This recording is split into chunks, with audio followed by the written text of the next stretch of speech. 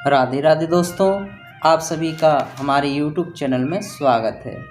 आप सभी लोग प्रसन्न होंगे, यही गोविंद से प्रार्थना है। आइए प्यारे दोस्तों, हम भगवान पुरुषोत्तम की आनंदमयी कथा का रसपान करते हैं। 29वां अध्याय। कृष्णाय वासुदेवाय हरे परमात्मने प्रणत क्लेशनाशाय गोविंदाय नमो नमः। बोलिए पुरुषोत्तम भगवान की जय। उस कादरी के वचन सुनकर के दूत बोले, क्या तुमने बड़ा भारी कार्य नहीं किया? हे प्रभु, सबसे उत्तम मास कैसे नहीं जाना? यह पुरुषोत्तम मास नाम से विष्णु भगवान का प्रिय है और महान पवित्र है। उसमें तुमने ऐसा तप किया है जो देवताओं को भी प्राप्त नहीं है। हे महाराज, वन में बंदर की देह में तुमने इसके प्रभाव को नहीं जाना। अनजाने में मुख के रोग से तुम्हारा निराहार व्रत हो गया। तुमने बंदरपन की चपलता से वृक्ष के फल को तोड़कर के पृथ्वी पर फेंके, जिससे परोपकार हो गया। और मुख में बड़ा भारी दुख होने के कारण, रोग होने के कारण आपने जल का पान भी नहीं किया, इसलिए तुम्हारा अनजाने में बड़ा भारी तप हो गया।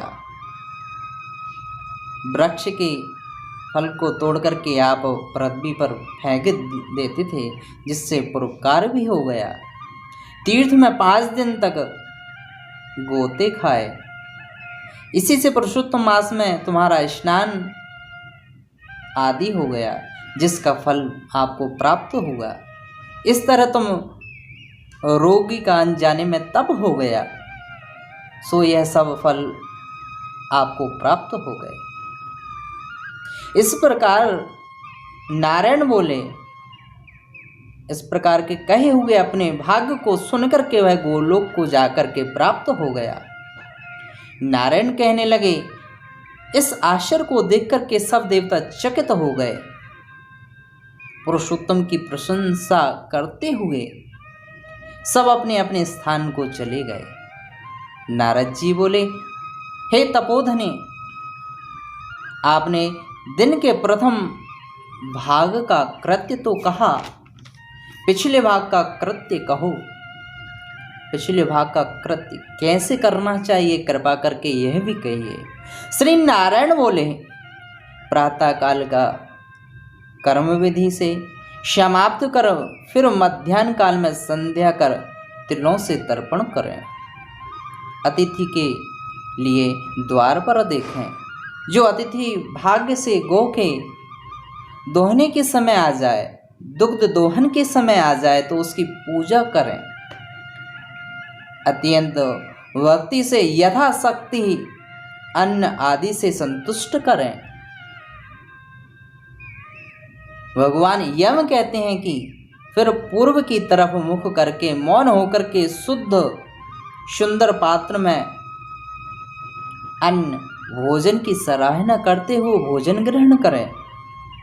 पहले स्वाहा के अंत में ओमकार का उच्चारण करके घी से लपेटे हुए 5 ग्रासों को बिना दांत लगाए जीव की सहायता से निगल जाए।